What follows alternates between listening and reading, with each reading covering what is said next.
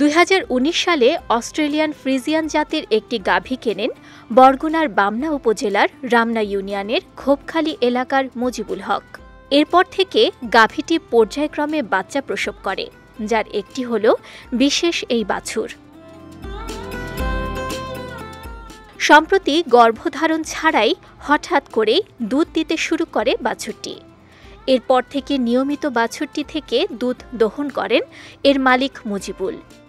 প্রথমে অল্প পরিমাণে হলেও বর্তমানে 7 মাস বয়সী এই বাছুর থেকে প্রতিদিন পাওয়া যাচ্ছে 2 থেকে 2.5 লিটার দুধ।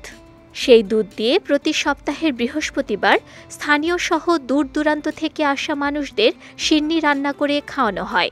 2 থেকে 2.5 কেজি দুধ হয়। ওই দুধ দিয়া প্রতি সপ্তাহে বৃহস্পতিবার সিন্নি রান্না খাওয়ায়। তো সব পাবলিক আইয়ে খাইয়ে যায়। ওই একটা রোগের নিয়ত করে খায়। তো মাফ করার মালিক আল্লাহ, এই তাই আমিও খাইয়ে গেলাম।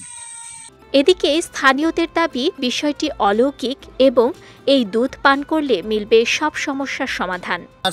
শুনছি যে মানুষের মানে 7 মাসে গরুর বাচ্চার দুধ হয়, সেইখানে নাস্তা খাওয়ায়। যে কোনো রোগে একটা করলে মানে এটা মুক্তি করে আল্লাহ পাক তিনি আমরা আসছি মঠবাড়ি থেকে। শুনছি একটা ছোট বাছুরে নাকি দুধ হয়, এই জন্য আসছে। সে তো এখানে দেখলাম সত্যি ঘটনা। আমরা আসছি রোগের জন্য, এই নাস্তা খাবার জন্য।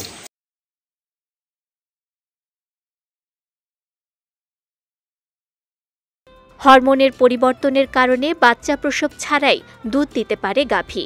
তবে এ ঘটনা খুবই বিরল।